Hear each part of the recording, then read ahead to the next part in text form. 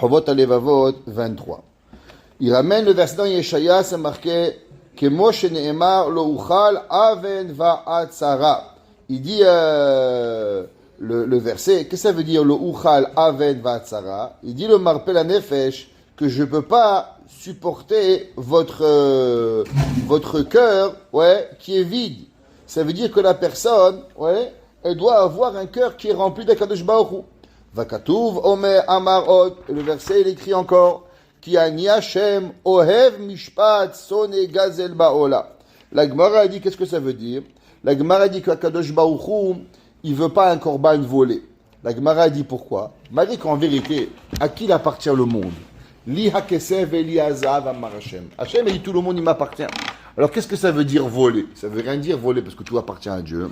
La Gemara dans Masechet Sukkah d'Aflamed, elle ramène là-bas, dit Machal et Ma d'avoir domé. La Gemara dit à quoi ça ressemble? Il y avait un jour un roi, on va dire le roi du Canada, imaginons, il est allé en Amérique. Alors il a fait du shopping là-bas. En repassant, il passe par les frontières et il dit à ses employés, s'il vous plaît, payez les taxes. Il dit quoi? Taxes d'importation. Il dit, mais monsieur le roi, vous rigolez, mais c'est à vous les taxes. Qu'est-ce que vous allez payer les taxes si l'argent qui vient dans vos poches?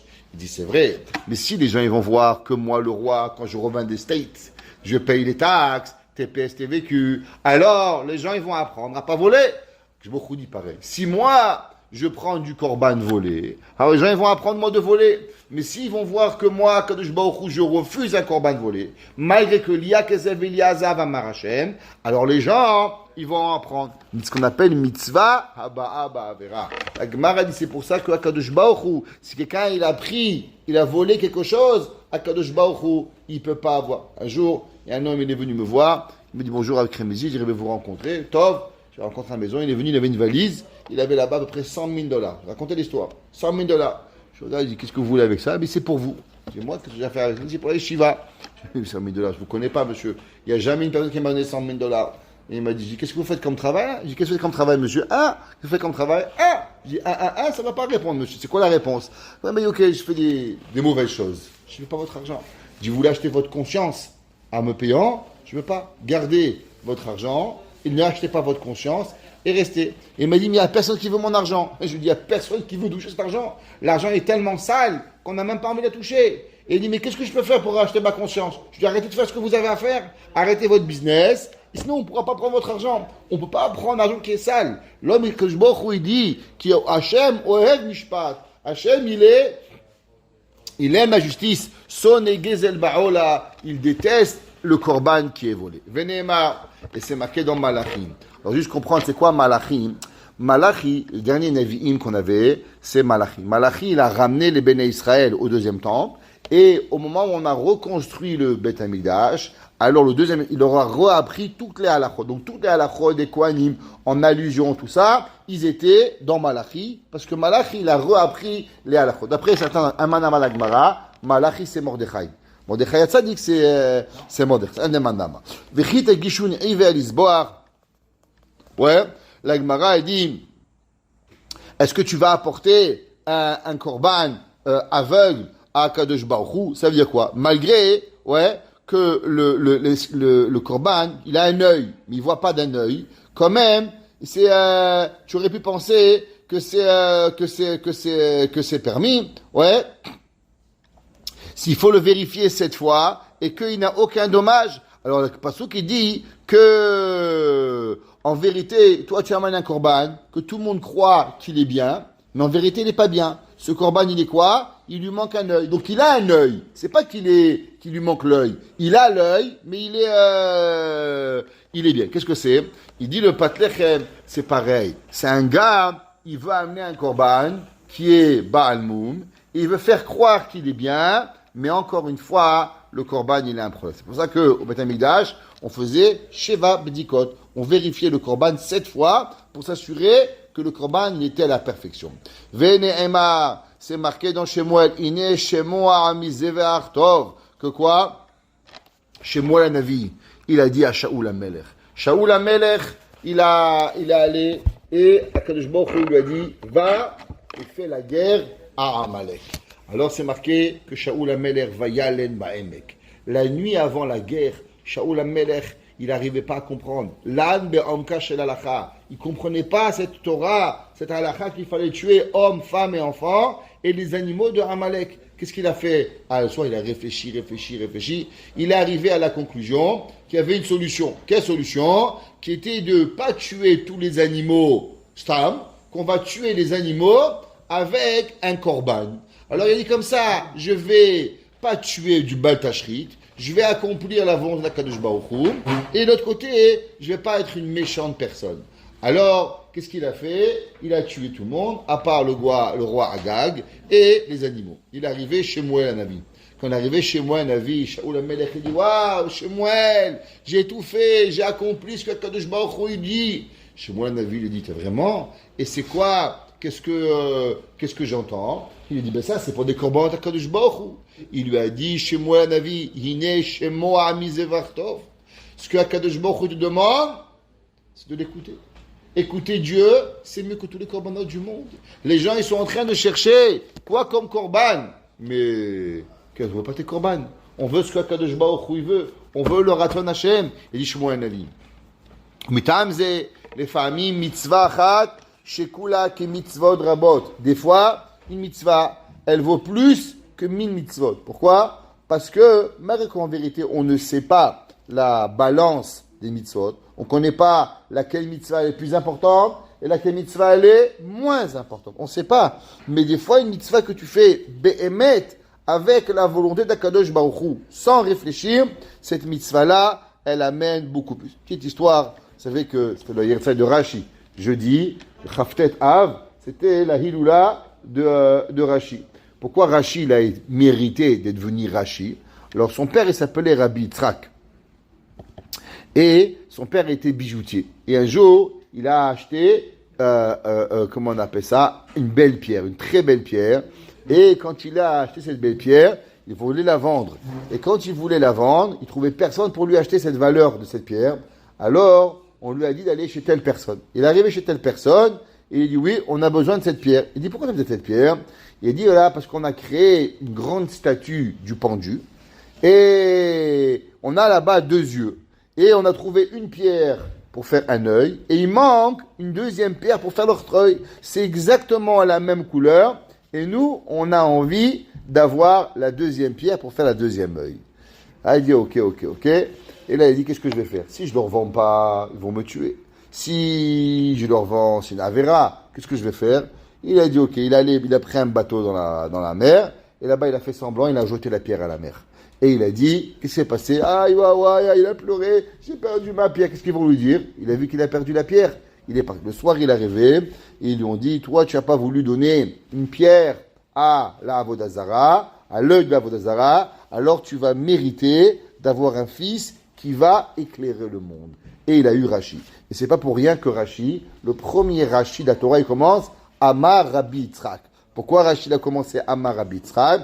En souvenir de son père, que son père s'appelait Yitzhak et qu'il a mérité cette neshama à cause de son père qui n'a pas voulu. Donc on voit qu'il y a une action des fois que tu fais, même que la Torah, elle n'est pas, il n'y a pas de règle quelle mitzvah, mais des mitzvot qui sont faites avec mimout, simplicité, sans poser de questions, elles peuvent être souvent plus fortes que des mitzvot qu'il y a de la raison, qu'il y a des pensées, qu'il y a du profit. Une mitzvah sans rien pour Akadosh Baruch Hu, ça peut être grand. Kefi halev et akavana, dépendamment de combien tu vas mettre ton cœur à pouvoir faire cette mitzvah, alors automatiquement tu vas y arriver. Velefamim avera achat, shekula ke averod rabot. Et des fois, une avera, à l'inverse, elle peut faire pourquoi? À cause que la avera, elle peut entamer et elle peut apporter énormément. Une des avérotes, par exemple, que la Torah dit c'est très très grave. Il va prendre une règle que il y a des fois, un homme il est tout seul, il va dans une chambre, il fait une avéra. Top, qu'est-ce qu'on va faire pour lui? Il peut rien faire, il a un Yetzerara, il a vu ce qu'il fallait pas voir, il a entendu ce qu'il fallait pas entendre, il a mangé ce qu'il fallait pas manger. Qu'est-ce qu'on va faire? On est le bon Dieu, nous? On n'est pas le bon Dieu. Il est tout seul, lui et sa avéra. Un jour, il réveille, il pleure à Kadosh Baruch Hu de tout son cœur, il fait tchouva, kabbalah, la'atid, harata, tout le reste de sa vie, il est mitchared la avera. Kadosh Baruch Hu va finir par lui pardonner. Ouais, modé ve'ozev yerucham. Une avera que c'est très très très très grave. c'est la Avera d'entraîner une autre personne dans la Avera. La Torah a dit que Messit ou Mediach, une personne qui amène une autre personne dans la Avera, alors il n'a pas de Chelek Olam Haba. Il faut savoir qu'il y avait un jour, on raconte qu'il y avait un homme, il avait créé un centre pour détourner les jeunes de la Torah. Et un beau jour, ce monsieur, il avait fait Teshuvah. Et il avait demandé au Rav, comment on peut faire Teshuvah? Mais j'ai entraîné avec moi dans ma défaite, dans ma débâcle, tellement de jeunes. Le Rav lui dit, tu dois un chiyuv d'aller repartir cher enfant. Comment tu vas arriver chaque Kadosh Baruch Hu et que tel et tel et tel et tel? Il dit, toi, tu pourras faire Teshuvah pour tes propres avérotes. Mais toi, tu as été la cause de combien de avérotes de personnes qui va arriver. Pourquoi? À cause que c'est Messit ou Mediach. Pareil, il faut savoir quand on fait quelque chose, si on se sert de la Torah pour faire une Avera et pour pousser d'autres à faire la Avera, lo ainu, c'est une des Avérotes qui est très grave, que le Shulchan Aruch il dit, la Torah il dit pardon, Messit ou Mediach qu'on n'a pas le droit. Le Rav Moshe Feinstein il dit par exemple, même pousser les gens à venir en voiture à la synagogue, Messit ou Mediach. Il dira à Moshe Feinstein, si tu sais que les gens vont venir à la synagogue, tu n'as pas le droit de leur demander de venir. Ouais, mais c'est au média. Si le gars il est à distance marchable, il vient en voiture, c'est son problème. Mais dire aux gens, allez, c'est pas grave, venez à la synagogue. Ouais, dire à Moshe, mais c'est au média. T'as pas le droit. Velachen efshari shana nechunot lekayem mitzvot vatshuka lasota mitor yirat elokim. Et la volonté de faire la Kadosh Baruch Hu, de craindre de Dieu, ganim lo ala biyadada mekayem otabe poal. Des fois, l'homme, il a une envie de faire une mitzvah. Il va, il achète, il fait tout ce qu'il y a à faire pour faire la mitzvah. Mais ça ne lui vient pas. Et les gens qui n'y arrivent pas, ils ont fait des matzot, la matzot l'a brûlé. Pas comme on dit qu'on va à la bakerie, on prend 3 boîtes de matzot. Imaginez-vous à l'époque, la matzah, il fallait la faire à la maison, ta femme, tes enfants. Imagine-toi, t'as acheté la farine et tout. D'un coup, le four, crac, t'as brûlé toutes les matzot. T'as rien à manger à la maison. Le gars, il a tout fait, là, et le pauvre, il n'a pas de matzah. Qu'est-ce qu'il va faire, meskin? Il va arriver, c'est que je boucle. Ok, la mitzvah, elle n'est pas faite. Il a fait l'effort, il a acheté la farine. Il a tout fait, le pauvre. Il n'est pas arrivé à faire la mitzvah. Alors, à Kadosh Baruch Hu, il va donner le sachar, il va voir qu'il a voulu. Gagne lo ala biadadam mekayem otav poal, shekulam ki mitzvot rabot, shenaasu bini marsha avirat elokim. Il dit, la volonté que tu as eue, elle est beaucoup plus grande que quoi? Que la mitzvah que tu as fait sans kavana. À cause de quoi? À cause que tu as eu la volonté de faire cette mitzvah. Et on terminera avec une petite histoire qui est incroyable. Tu dois partir, tu peux partir. Ouais, ma mère, elle est justement là. Ah, il y avait une fois un rave qui s'appelait le Ridbaz, pas le Radbaz. Le Ridbaz, c'était un rave qui habitait en Pologne, et après il est devenu rave à Yerushalayim, au début du XXe siècle. Et un jour, ce rave, qui était connu, un grand Baalacha, il est arrivé un matin à la synagogue et il pleurait. Il pleurait. Les élèves ont dit, Rabbi, qu'est-ce qu'il y a? Il ne voulait pas répondre au Rabbi. Après, à Tefila, il a fait Kaddish. Les gens dit, sûrement, c'est le Yerzeit de ses parents, c'est pour ça qu'il fait Kaddish. Et il dit, laissez-moi vous raconter pourquoi. Il dit, quand j'étais petit, j'étais à la maison, mon père, il travaillait, et on avait un peu de parnassa, Baruch Hashem, et mon père, j'allais à la yeshiva. Et la yeshiva, c'était pas comme un nom gratos, la yeshiva. Il fallait payer la yeshiva. Rabbi privé, c'est comme ça, tu payes le rabbi, il n'y a pas d'école, chaque jour, 1 franc, je sais pas, 1 sou, je sais pas comment ça se marchait, et tu payais le rabbi, il a signé 3 heures avec celui-là, 3 heures avec celui-là, et c'est comme ça que les élèves, ils avaient un rabbi, un peu de travruta, un peu de ci, un peu de là. Il faut investir pour les enfants, ça c'est la chose, dans les vacances. Pour payer, les vacances elles arrivent, il faut prendre un rabbi privé, que les enfants, ils continuent à étudier la Torah, c'est pas les vacances de 2 mois sans Dieu, alors il dit un jour, l'hiver est arrivé, un hiver très très très dur.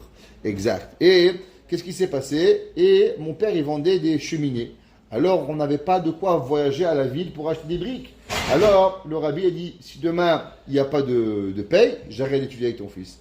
Alors, mon père, il a vu qu'il y avait un riche qui voulait une cheminée pour sa maison. Alors, mon père, il est allé, il dit, est-ce que tu veux une cheminée? Il dit, tu vas la voir, je t'amène une cheminée. Mon père, il a pris la cheminée de chez nous. Et il a déconnecté la cheminée, il a coupé en morceaux, et il a amené chez le riche, il a reconstruit la cheminée, il l'a vendu, il a payé le rabbi. Ça voulait dire que durant tout l'hiver, pas de chauffage à la maison, pas de manger chaud, pour moi, pour ma famille, pour tout le monde. Tout ça pourquoi? Pour que moi je vais étudier la Torah. Et il a dit, mais ce matin il faisait un peu froid, alors j'ai eu un peu pensé que peut-être que je ne vais pas aller à la synagogue. Il dit quoi? Ma mère, Kaddish, elle a accepté le froid, des mois et des mois pour que moi j'étudie la Torah. Et moi, un petit peu de froid j'ai failli ne pas aller à la synagogue. Comment c'est possible qu'il va pas arriver comme ça? C'est pour ça que je pleure, pas parce que je suis pas venu, parce que j'ai même pu penser à une pensée qui était mauvaise. L'homme, il faut savoir la volonté de devenir une bonne personne. L'homme, il doit faire tout ce qui nous est possible. L'histoire, elle est rapportée dans le Sefer de Rav Zilberstein et aussi dans le Sefer du Maggid Speak de Rav Shalom Shvadron. C'est comme ça qu'il ramène la force. Moshe Amar Hashem et David, Ya'an Asher Hayayim Levecha, Livnot Bailishmi et Tivota Ki Hayayim Levavecha. On sait que David Amelech, il a voulu construire le Beth Amikdash. Il a voulu tellement, David Amelech était même prêt à mourir plus tôt pour que Akadosh Baruch Hu, il a le Beth Amikdash. Akadosh Baruch Hu, il lui a dit, Kiyom Tov Hatzarecha Mi Aleph, un jour de toi, David Amelech, à la yeshiva, c'est mieux que 1000 korbanot que Shlomo Amelech il va apporter. Pourquoi? David Amelech il avait l'envie, David Amelech il voulait. L'Akadosh Baruch Hu lui a dit, mais le Beth Amikdash, c'est quoi un korban? Les karev, n'achètent pas sacrifice. C'est pas un sac les fesses. Ouais, c'est quoi un korban? C'est Milachon Kirva. Les karev, les vavor, l'avenu sheba shamayim. Akadosh Baruch Hu, David Amelech, toi, ton cœur il est proche de moi. Ce que tu fais à la yeshiva, mieux que 1000 korbanot, j'ai pas besoin, parce que le cœur de David était avec Akadosh Baruch Hu. V'ama katov od, az nidberu yire ish el reu v'yakshev Hashem. Le pasuk dans Malachi dit, quand il y a deux personnes qui vont parler, alors Akadosh Baruch Hu il va écouter la Gemara dans Pirkei Avot, elle apprend ici, que de là on apprend quand il y a deux personnes qui étudient, Akadosh Baruch Hu les écoute. Vayishma vayikatev sefer zikaron lefanav, lire Hashem uchshevo shemo. La Gemara dit que Akadosh Baruch Hu il écrit cela dans un livre de souvenirs, un livre des souvenirs, dans deux pères étudient. Ve'afilu la Gemara dit que ça veut dire, Uma il chosh veshemo, afilu chashav la'asot mitzvah velo venenes velo asa, ma'ale akatav keilu asa. La Gemara a dit que si une personne, elle veut faire une mitzvah, et en fin de compte, il n'a pas pu la faire, Akadosh Baruch Hu, c'est comme si qu'il a accompli à faire la mitzvah. Pourquoi? Parce que Be'emet, si tu as fait tout ce que tu as voulu, des fois cette volonté, il dit le Chovot HaLevavot, elle est même plus grande que des mitzvot. À cause que ce que Akadosh Baruch Hu veut, Be'emet, c'est la volonté de vouloir faire la mitzvah, la volonté de faire. Je terminerai avec une autre histoire du Maggid Speak, et on s'arrêtera ici. Il raconte qu'il y avait un jour, il y avait un vieux monsieur qui est mort à Yerushalm, il n'y avait pas d'enfant. Et quand il est niftar, alors ils ont demandé à tout le monde de venir pour faire le hesped, pour enterrer un minyan. Alors, d'un coup, il s'est retrouvé des centaines de personnes. D'habitude, il y a 10, 12 personnes. Là, il y a eu mamash, des centaines de personnes qui sont venues. Vraiment, ils ne comprenaient pas. Qu'est-ce qui s'est passé? Pourquoi on a tous voulu venir à cette évaya? Donc, on a enterré, et le Havre Kadisha a demandé nous, est-ce que quelqu'un il connaît quelque chose sur ce niftar? Alors, la femme, elle a dit, moi, je veux parler. Bon, ils ont regardé un petit peu bizarre, la femme, elle veut parler, un espèce, c'est pas très, surtout à Yerushalayim. Alors, la femme, elle a dit, Shimon, on peut leur dire maintenant, hein. Ah ben, Rabotai, vous savez pourquoi on n'a pas d'enfants? Parce que mon mari et moi, on était mariés sous le régime communiste. Et quelques semaines après notre mariage, on a été envoyé en Sibérie. Et dans la ville où on est parti là-bas, il n'y avait pas de mikvé. Alors, on était là-bas pendant 20 ans. Et pendant 20 ans, mon mari ne m'a jamais touché. Mon mari et moi, on n'a pas eu de relation pendant 20 ans. Parce qu'il n'y avait pas de mikvé tahara. Et les années sont passées, et c'est pour ça que je n'ai pas eu d'enfant. Alors quand tu iras, Akadosh Baruch Hu l'a dit, rappelle-leur bien que Yosef Hatzadik, il a duré seulement un jour. Toi, tu as duré 20 ans.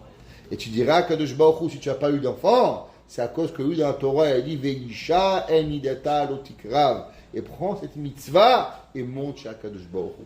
À combien une mitzvah elle peut apporter à Akadosh Baruch Hu? Nahad ruach la borla. Baruch hanai leolam. Amen ve amen.